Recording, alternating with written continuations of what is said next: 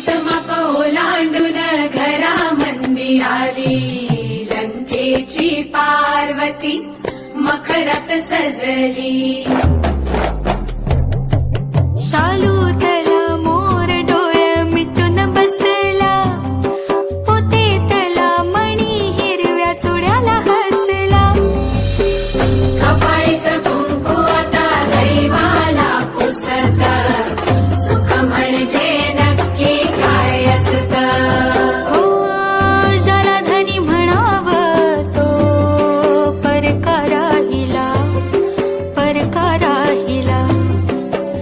त्याच्या सोबतीनं तिला चंद्र पाहिला, चंद्र पाहिला.